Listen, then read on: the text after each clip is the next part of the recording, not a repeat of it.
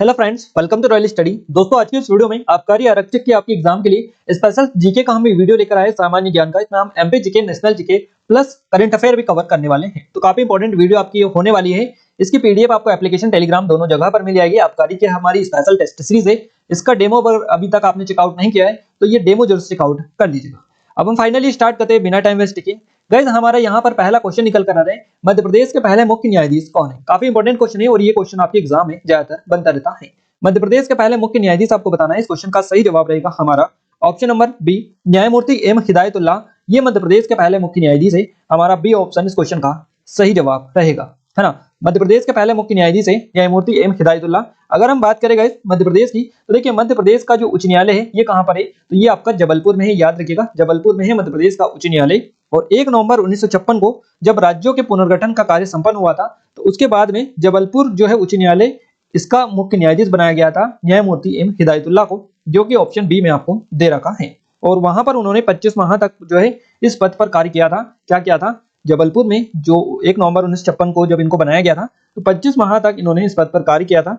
और 1958 में उच्चतम न्यायालय की बेंच में ये आ गए थे, तो याद रखिएगा। और मोहम्मद हिदायतुल्लाह जो है, ये ऑप्शन बी वाले, इनको देखिए भारत के पहले मुस्लिम मुख्य न्यायाधीश है। ये भारत के पहले मुस्लिम मुख्य न्यायाधीश है।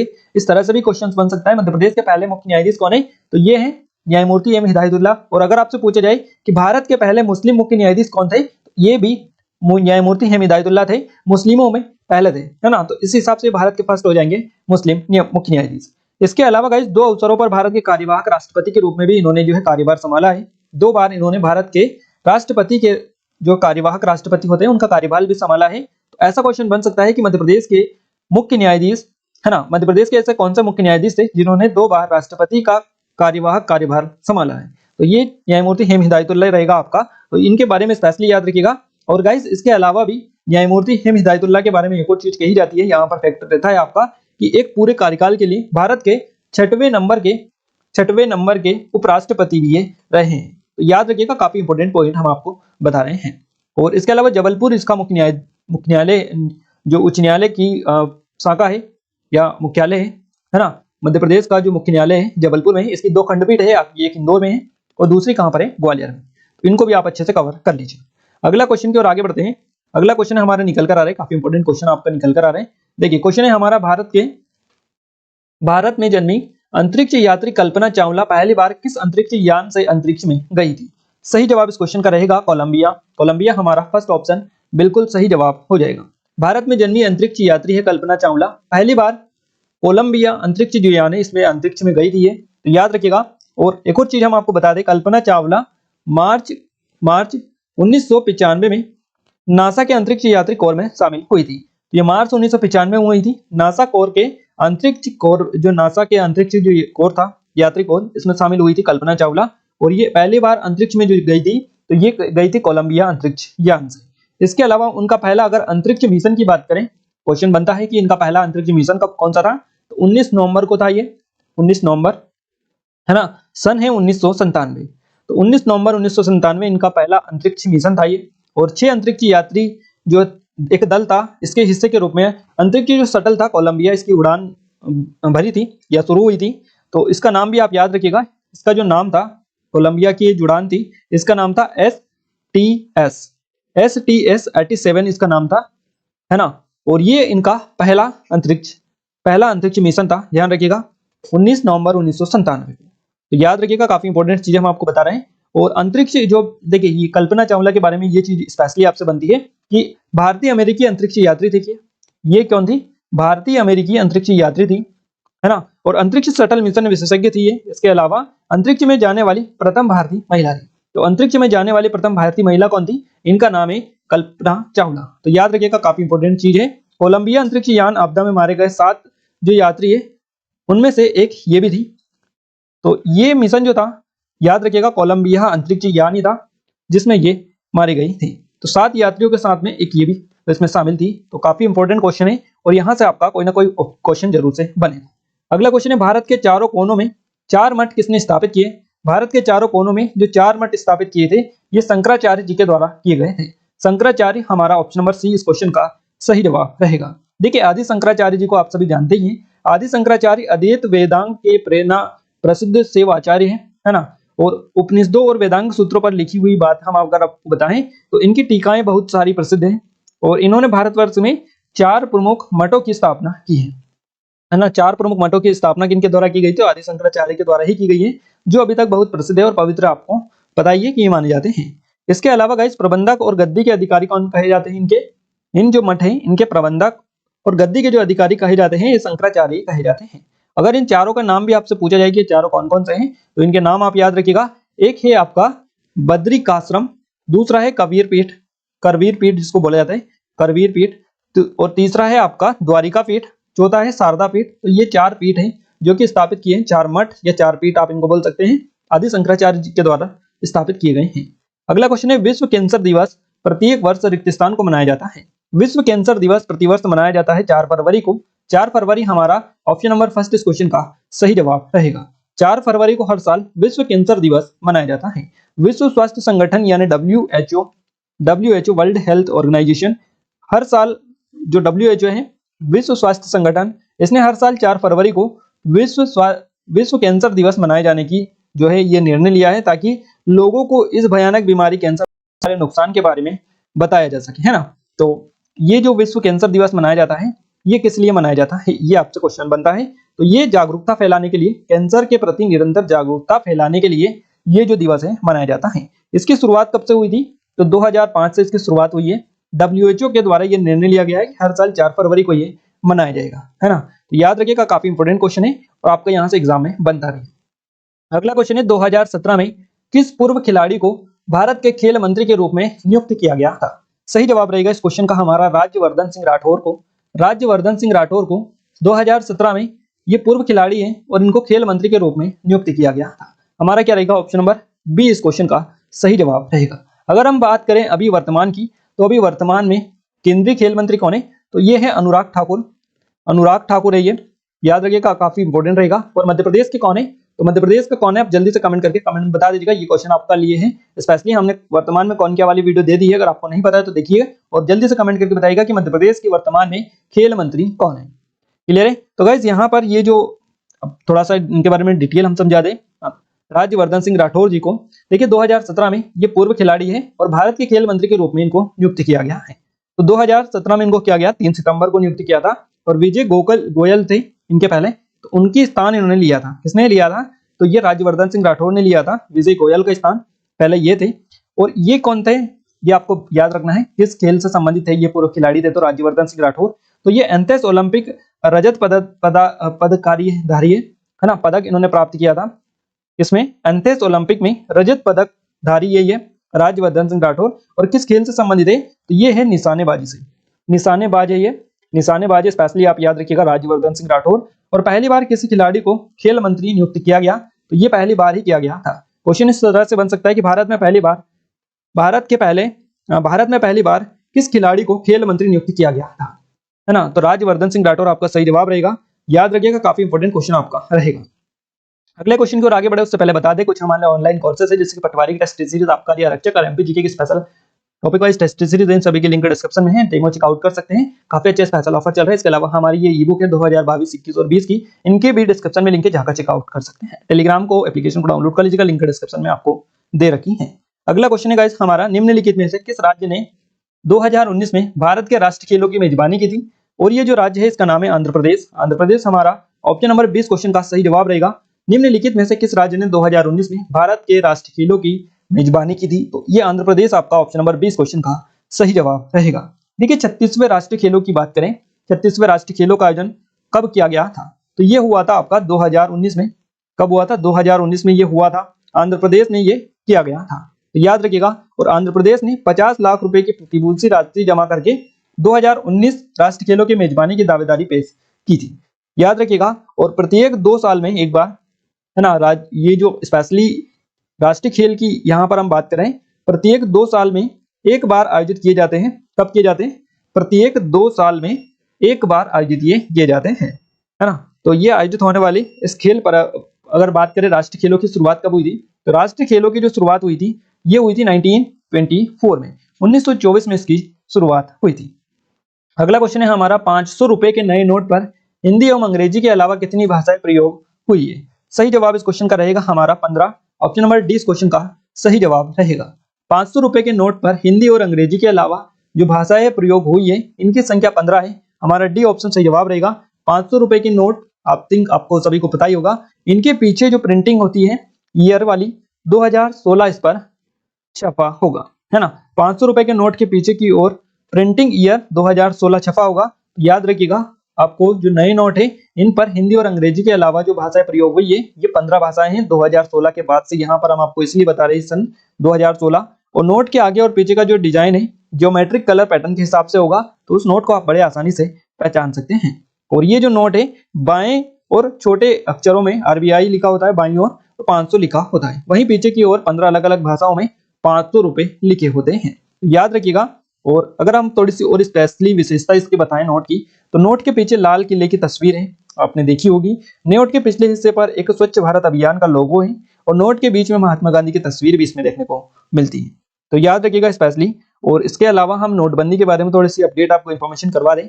देखिए प्रधानमंत्री नरेंद्र मोदी ने 9 नवंबर को 2016 को आधी रात को 500 रुपए और 1000 रुपए, है ना, 500 रुपए और 1000 रुपए के जो पुराने नोट थे इनको बंद करने की घोषणा की थी। तो ये इन्होंने की थी 9 नवंबर को 2016 रात 12 बजे या आधी रात आप बोल सकते हैं। अगला क्वेश्चन है हमारा, निम्नलिखित में से भारत का सबसे पूर्वी राज्य कौन सा है? तो भारत का सबसे जो पूर्वी राज्य है ये है अरुणाचल प्रदेश। अरुणाचल प्रदेश हमारा ऑप्शन सी करेक्ट आंसर रहेगा। अगर हम बात करें अरुणाचल प्रदेश की राजधानी की, तो अरुणाचल प्रदेश की जो राजधानी है ये है ईटानगर। राजधानी भी आपके एग्जाम में पूछी जाती है, बताइए किस राज्य की राजधानी कौन सी है, या फिर मुख्यमंत्री राज्यपाल, इस तरह से क्वेश्चंस बनते हैं। तो देखिए अरुणाचल प्रदेश की जो राजधानी है ये है ईटानगर। और अरुणाचल जो प्रदेश है ये भारत का एक उत्तर पूर्वी राज्य है। क्या है? एक उत्तर पूर्वी राज्य है। अरुणाचल प्रदेश का जो अर्थ होता है ये क्या होता है, इसके बारे में भी क्वेश्चन बनता है। तो उगते सूरज का देश इसको बोला जाता है। उगते सूरज का देश इसको बोला जाता है, याद रखिएगा।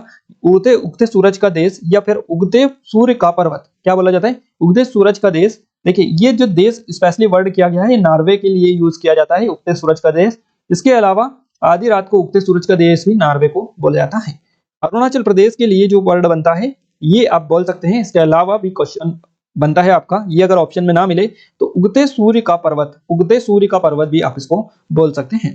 भौगोलिक दृष्टि की अगर हम बात करें तो ये जो अरुणाचल प्रदेश है ये पूर्वोत्तर राज्यों में सबसे बड़ा राज्य माना जाता है। और अगर हम बात करें कि इसकी सीमाओं की, तो देखिए अरुणाचल जो प्रदेश है इसकी सीमाएं दक्षिण में असम से लगती है। ये अरुणाचल प्रदेश है और इसकी सीमाएं दक्षिण में असम से लगती है, असम से। इसके अलावा अगर हम बात करें पूर्व में, देखिए दक्षिण में असम दक्षिणा पूर्व में होता है, और नागालैंड जो होता है, नागालैंड पूर्व में, बर्मा होता है म्यांमार पश्चिम में, और भूटान उत्तर में, तिब्बत इस तरह से यहाँ पर ही जो सीमा है ये चारों ओर फैली हुई है। ईटानगर यहाँ की राजधानी है। सारी चीजें हम आपको बता चुके हैं। अगला क्वेश्चन है, भारत में राष्ट्रीय खेल संग्रहालय कहाँ स्थापित किया जाएगा? तो भारत में राष्ट्रीय खेल संग्रहालय जो बनाया जाएगा, स्थापित किया जाएगा नई दिल्ली। हमारा ऑप्शन नंबर डी इस क्वेश्चन का सही जवाब रहेगा। जवाहरलाल नेहरू स्टेडियम है नई दिल्ली में, इसमें राष्ट्रीय खेल संग्रहालय स्थापित किया जाएगा, जो अपनी तरह का पहला स्टेडियम होगा। पहला स्टेडियम होगा जहां पर राष्ट्रीय खेल संग्रहालय होगा, तो याद रखिएगा। और यह संग्रहालय युवा मामलों और खेल मंत्रालय की ओर से बनाया जा रहा है, इसके बारे में भी आप याद रखिएगा। और इस संग्रहालय का उद्देश्य क्या होगा? खेलों को लोकप्रिय बनाना उसका उद्देश्य होगा। इसके अलावा काफी सारी चीजें यहाँ पर इस संग्रहालय में आपको देखने को मिलेंगी। अगला क्वेश्चन है, जय संहिता को बेहतर किस रूप में जाना जाता है?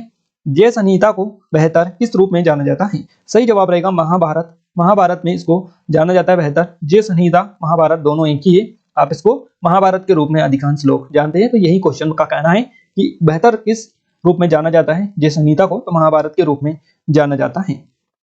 देखिए महाभारत में मूलतः 8800 श्लोक थे। ये इतने श्लोक थे महाभारत में, 8800 या 8800 आप इनको बोल सकते हैं। और इसका नाम क्या था? इसका नाम था जय संहिता। जय संहिता इसका नाम था। हम सभी इसको महाभारत जानते हैं। तो विजय संबंधित ग्रंथ है ये जय संहिता जिसको बोला जाता है। और बाद में इसमें जो श्लोकों की संख्या है ये 24,000 मानी जाती है। 24,000 होने के पश्चात यहाँ वैदिक जन भरत के वंशजों की कथा होने के कारण, है ना, भारत के वंशजों की कथा होने के कारण इसको क्या नाम दिया गया? इसको नाम दिया गया महाभारत, इसीलिए इसको नाम दिया गया। और इसके अलावा कालांतर में जो गुप्त काल में श्लोकों की संख्या थी वो बढ़कर 1 लाख होने पर यह सहस्त्र शास्त्री संहिता या महाभारत कहलाया था। तो इसमें 1 लाख के समथिंग और जो है श्लोकों की संख्या हो गई थी। और महाभारत का प्रारंभिक उल्लेख जो मिलता है ये आस वाले गृह सूत्र में मिलता है। किसमें मिलता है? आस वाले गृह सूत्र में इसका पहला उल्लेख मिलता है। अगला क्वेश्चन है, रानी दुर्गावती रिक्त स्थान से संबंधित है। रानी दुर्गावती जो संबंधित है ये जबलपुर से, हमारा ऑप्शन डी इस क्वेश्चन का सही जवाब रहेगा। रानी दुर्गावती गोंडवाना शासक थी जो भारतीय इतिहास की सर्वाधिक प्रसिद्ध रानियों में गिनी जाती थी। और उनके राज्य की अगर हम बात करें रानी दुर्गावती के, तो देखिए गढ़मंडला था इनका राज्य। कौन सा था? गढ़मंडला इनका राज्य हुआ करता था और इसका केंद्र था जबलपुर। तो इसीलिए जबलपुर हमारा करेक्ट आंसर यहाँ से रहेगा। जबलपुर नहीं होता तो गढ़मंडला हमारा करेक्ट आंसर होता। देखिए अकबर का सेनापति था, मुगल शासक सेनापति था आसफ का, इससे लोहा लेते वक्त ये शहीद हो गई थी रानी दुर्गावती, है ना। तो याद रखिएगा जबलपुर के पास में एक ऐतिहासिक युद्ध हुआ था और उस स्थान का जो नाम है ये बरेला जाना जाता है, बरेला। वहीं पर इनकी समाधि भी बनी हुई है, वहीं पर इनकी समाधि भी बनी हुई है। याद रखिएगा काफी ज्यादा ये क्वेश्चन बनता है। मध्य प्रदेश में प्रतिभूति कागज कारखाना कहाँ स्थित है? तो ये आपका होशंगाबाद में है। फर्स्ट ऑप्शन हमारा करेक्ट आंसर हो जाएगा। सिक्योरिटी में पेपर मिल है, ये सिक्योरिटी पेपर मिल इसको बोला जाता है, प्रतिभूति कागज कारखाना, जो कि होशंगाबाद जिले में देखने को मिलती है। और इसमें भारतीय रुपया जो है ये छापने के लिए कागज बनाया जाता है, तो प्रतिभूति कागज कारखाना इसको बोला जाता है। इसकी स्थापना की अगर हम बात करें तो 1967 और 68 के समथिंग इसकी स्थापना की गई थी। अगला क्वेश्चन है हमारा, सिंगरौली का जिला मुख्यालय में स्थित है ना। सिंगरौली जो जिला है ये आपको बताना है, सिंगरौली जो जिला है इसका मुख्यालय कहां पर स्थित है? तो बेड़न हमारा ऑप्शन नंबर फर्स्ट इस क्वेश्चन का सही जवाब रहेगा। बेड़न मध्य प्रदेश के सिंगरौली जिले में एक नगर और एक नगरपालिका बोर्ड है बेड़न। तो याद रखिएगा यहाँ राज्य के मध्य प्रदेश जो राज्य है इसके किस ओर आता है? सिंगरौली जो है मध्य प्रदेश के किस भाग में है? तो ये पूर्वी भाग में आता है, पूर्वी भाग में ये बसा हुआ है सिंगरौली। यहाँ पर छत्तीसगढ़ के साथ अपनी सीमाओं को साझा करता है। मध्य प्रदेश का 50वां जिला ये माना जाता है, 50वां जिला माना जाता है सिंगरौली को। इसके अलावा सीधी जिले से अलग करके इसको बनाया गया है और ये जो आता है ये बघेलखंड रियासत का एक क्षेत्र पहले हुआ करता था। सतना में गोला मठ कहाँ स्थित है? तो सतना में गोला मठ जो स्थित है ये मैहर में है। मैहर आप सभी को बताइए कि ये सतना में आता है, तो यहीं पर गोला मठ स्थित है जो भगवान शिव को समर्पित है। याद रखिएगा यह पूर्वमुखी पंचरथी मंदिर नागर शैली में और कलचुरी अवधि के दौरान बनाया गया था। गोला मठ इसको बोला जाता है और यह मंदिर एक पखवाड़े में ही बनाया गया था, ऐसी यहाँ पर जो ही मान्यता है या यहाँ पर कहा जाता है, तो याद रखिएगा। अगला क्वेश्चन है, मोरेना में 8वीं से 12वीं शताब्दियों के दौरान 22 मंदिर का समूह कहां पर स्थित है? देखिए मुरैना में है ये, 8वीं से 12वीं शताब्दी के दौरान 22 मंदिरों का समूह है ये और इसको बोला जाता है नरेसर, नरेसर इसको बोला जाता है। हमारा ऑप्शन नंबर फर्स्ट इस क्वेश्चन का सही जवाब रहेगा। मुरैना में 8वीं से 12वीं शताब्दी के दौरान के मंदिर है जिन्हें जालेश्वर के नाम से जाना जाता है और आज इनको नोरार के नाम से या नरेसर के नाम से जाना जाता है। यहाँ पर अनेक मंदिर बने हुए हैं और इन मंदिरों में 22 मंदिर आज भी देखे जा सकते हैं। जो पहाड़ी है ये 3 दिशाओं में है, तो याद रखिएगा। और तिहार नागर शैली में बना मंदिर है, यहाँ पर नाजान के मंदिर भी यहाँ पर देखने को मिलता है। अनेक कुंड यहाँ पर बने हुए हैं दुर्लभ तरीके के, जो आप देख सकते हैं। तो यहाँ पर काफी सारी चीजें हैं, तो आप स्पेशली नरेसर या नोरार नाम आप याद रखिएगा। अगला क्वेश्चन है, होशंगाबाद में स्थित पर्वत श्रृंखलाओं के नाम आप बताइए कौन कौन सी है? तो होशंगाबाद में स्थित पर्वत जो श्रृंखला है ये है आपके सतपुड़ा। सतपुड़ा हमारा सी ऑप्शन इस क्वेश्चन का सही जवाब रहेगा। होशंगाबाद जो जिला है ये किस नदी के किनारे स्थित है? तो नर्मदा नदी के किनारे बसा हुआ है होशंगाबाद और इस नदी के किनारे ही आपका सतपुड़ा पर्वत बसा हुआ है। तो सतपुड़ा पर्वत भी यहीं पर देखने को मिलता है और सतपुड़ा पर्वत की सबसे ऊंची चोटी है धूपगढ़। धूपगढ़ आपको पता होगा, धूपगढ़ इसकी जो ऊंचाई है ये 1350 मीटर है और ये सबसे ऊंची चोटी मानी जाती है। ध्यान रखिएगा मध्य प्रदेश की सबसे ऊंची चोटी धूपगढ़ है जिसकी 1350 मीटर ऊंचाई है और ये सतपुड़ा पर्वत के अंतर्गत आती है। अगला क्वेश्चन है, किस नदी के तट पर बालाघाट शहर बसा हुआ है या शहर स्थित है? तो ये जो नदी है इसका नाम है वैनगंगा नदी। वैनगंगा हमारा ऑप्शन बी इस क्वेश्चन का सही जवाब रहेगा। बालाघाट शहर जबलपुर से लगभग 150 किलोमीटर की दूरी पर दक्षिण दिशा में स्थित है और ये वैनगंगा नदी के पूर्व में बसा हुआ है। वैनगंगा नदी के पूर्व में स्थित है। सतपुड़ा पहाड़ियों के निचले भाग में बसा हुआ है यह शहर, तो स्पेशली आप याद रखिएगा। बालाघाट जो है दक्षिण मध्य प्रदेश का एक शांत और सुंदर शहर माना जाता है। काफी स्पेशल है बालाघाट के बारे में क्योंकि ये तांबा के लिए स्पेशली तांबा खनिज के लिए जाना जाता है। इसके अलावा लांजी का जो किला है ये भी यहीं पर देखने को मिलता है बालाघाट में, है ना। तो बालाघाट सहरिया जनजाति के लिए जाना जाता है। अगला क्वेश्चन है हमारा, दक्षिण एशिया स्पीकर शिखर सम्मेलन 2017 में रिक्त स्थान में आयोजित हुआ था। तो दक्षिण एशिया स्पीकर शिखर सम्मेलन 2017 जो आयोजित किया गया था ये आयोजित किया गया था इंदौर में। इंदौर हमारा सी ऑप्शन इस क्वेश्चन का सही जवाब रहेगा। और देखिए ये जो दक्षिण एशियाई देशों के जो सार्क सम्मेलन था, लोकसभा अध्यक्षों का 2 दिवसीय शिखर सम्मेलन ये था। और ये कब हुआ था? तो ये हुआ था 2017 में 18 फरवरी को। 18 फरवरी को हुआ था 2017 में। और ये मध्य प्रदेश के इंदौर शहर में आयोजित हुआ था। और इस सम्मेलन का उद्घाटन किसने किया था? उद्घाटन किसने किया था इस सम्मेलन का? तो सुमित्रा महाजन के द्वारा इसका शुभारंभ किया गया था। और ये जो समिट हुआ था गाइस, ये 18 से 20 फरवरी 2 दिन तक चला था। 2-3 दिन का समिट था, 18, 19 और 20 का, याद रखिएगा। और इसमें कई देशों के जो जनप्रतिनिधि हैं ये शामिल हुए थे, जैसे कि आपका बांग्लादेश, भूटान, नेपाल, मालदीव, श्रीलंका, अफगानिस्तान। तो इनके संसद के स्पीकर जो थे, इनके सहित और इसके अलावा भी प्रतिनिधि जो थे ये इसमें सम्मिलित हुए थे। तो याद रखिएगा, स्पेशली ये हुआ था 18, 19 और 20 फरवरी को 2017 में, और इंदौर में ये हुआ था। गांधी सागर अभयारण्य के पश्चिमी और पूर्वी भाग को अलग करने वाली नदी कौन सी है? तो ये जो नदी है इसका नाम है चंबल नदी।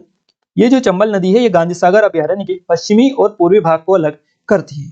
तो यहां से ये पॉइंट तो आपको पता चल ही चुका है। क्वेश्चन इस तरह से भी बन सकता है कि बताइए ऐसी कौन सी नदी है जो गांधी सागर अभयारण्य को 2 भागों में बांटती है? तो ये चंबल नदी है। क्वेश्चन और भी बन सकता है कि गांधी सागर अभयारण्य को या फिर चंबल नदी किस अभयारण्य को 2 भागों में बांटती है? तो ये गांधी सागर अभयारण्य सही जवाब रहेगा। और इस प्रकार ये जो नदी है ये अभयारण्य को पश्चिम और पूर्वी भाग में बांटती है, जैसे पश्चिम भाग नीमच जिले और पूर्वी भाग मंदसौर जिले में स्थित होता है। अगला क्वेश्चन है, लोक सेवा वितरण गारंटी पर कानून बनाने के लिए भारत में पहला राज्य कौन सा है? और ये जो पहला राज्य है इसका नाम है मध्य प्रदेश। लोक सेवा वितरण गारंटी पर कानून बनाने के लिए भारत का जो पहला राज्य है ये मध्य प्रदेश है। और देखिए मध्य प्रदेश देश का पहला ऐसा राज्य है जिसने लोक सेवा गारंटी अधिनियम 2010 को लागू किया है। तो इसको लागू करने वाला मध्य प्रदेश देश का पहला राज्य है। क्वेश्चन इंपॉर्टेंट रहेगा, इसीलिए हम आपको बताते हैं कि जितने भी पहले वाले हैं जहां पर भी ये पहला वर्ड लिख जाता है यहाँ पर आप कवर कर लीजिएगा, क्योंकि ये क्वेश्चन जो है आपके पटवारी के एग्जाम में पूछा गया है। इसके अलावा आबकारी आरक्षक में जितने भी क्वेश्चन इंपॉर्टेंट रहेंगे वो सारे क्वेश्चन हम आपको करवाएंगे। तो 2010 में इसको लागू किया गया था, ये लोक सेवा गारंटी वितरण अधिनियम 2010, और ये करने वाला भारत का पहला राज्य है। और इस कानून के माध्यम से मध्य प्रदेश सरकार ने नागरिक सेवाओं में सुधार और उनकी प्रदाय जो प्रक्रिया है इसको बेहतर करने की दिशा में श्रेष्ठ पहल की है। तो याद रखिएगा, काफी इंपॉर्टेंट चीज है ये आपके लिए। क्लियर है गाइज? ऐसा ही हम आपके आबकारी एग्जाम के लिए स्पेशल जो सीरीज है ये लाते रहेंगे क्वेश्चंस की। इसके अलावा हम करंट अफेयर भी आपको अच्छे से कवर करवा देंगे, 100 क्वेश्चंस के या 150 क्वेश्चंस के। तो आप अच्छे से उसको कवर कर लीजिएगा, काफी स्पेशल वीडियोस है आपके लिए। हम आपको वर्तमान में कौन क्या भारत में पहली बार ये वाले वीडियोस भी दे देंगे आबकारी एग्जाम के लिए, ताकि आपके जितने भी क्वेश्चंस बने करंट अफेयर के पूरे कवर हो जाए। क्लियर है? आज के इस वीडियो में जितने भी क्वेश्चंस थे हमने कवर कर लिए। इसकी पीडीएफ आपको टेलीग्राम पर या एप्लीकेशन पर मिल जाएगी। ये वाला कोर्स है हमारा आबकारी आरक्षक का, इसमें ये पीडीएफ हम डाल देंगे जहां से आप इसको प्राप्त कर सकते हैं। तो काफी अच्छे टेस्ट सीरीज, अगर आपने अभी तक इसका टेस्ट नहीं लगाया है तो आप डेमो वाले टेस्ट जरूर से लगाएगा, आपको काफी हेल्प इनसे मिलेगी। और ये हमारे कुछ ऑनलाइन कोर्सेस है जैसे कि टेस्ट सीरीज है पटवारी की, आबकारी आरक्षक, एमपी जीके की special test series topic wise, और हमारी ई बुक है 2022 की एमपी करंट अफेयर की, ये 2021 की और ये 2020 की, इनको भी आप चेकआउट कर सकते हैं। एप्लीकेशन को जरूर से डाउनलोड कर लीजिएगा, काफी सारे फ्री नोट्स, स्टडी मटेरियल यहाँ पर आपको देखने को मिलते हैं। कुछ लोग सिलेबस और एग्जाम पैटर्न, इसके अलावा बुक लिस्ट की डिमांड करते हैं, रूल बुक की डिमांड करते हैं अलग अलग एग्जाम की, जैसे पटवारी की, आबकारी की। तो आप एप्लीकेशन को डाउनलोड कर लीजिएगा और जिस टेस्ट सीरीज में जाना है उस टेस्ट सीरीज में जाकर उससे रिलेटेड ई बुक हमने डाल दी है, और सिलेबस, इसके अलावा स्ट्रेटजी, बुक लिस्ट, ये सारी चीजें डाल दी है, तो आप चेकआउट कर सकते हैं। टेलीग्राम को भी ज्वाइन कर लीजिएगा, डिस्क्रिप्शन में आपको लिंक दे दी है। ये वीडियो आपको कैसा लगा, कैसा नहीं लगा, आप हमें कमेंट के माध्यम से जरूर से बताइएगा। और अगर आप चाहते हैं कि डेली ही आपको ऐसे वीडियोस मिले तो आप हमें कमेंट करके बता सकते हैं, ताकि हमें मोटिवेशन मिले, सपोर्ट मिले, और हम आपको डेली आपके लिए आपके ऐसे ही वीडियोस लेकर आने की कोशिश करें। तो आज के इस वीडियो में बस इतना ही गाइस, मिलते हैं हमारे नेक्स्ट स्टडी वीडियो में। तब तक के लिए जय हिंद, वंदे मातरम।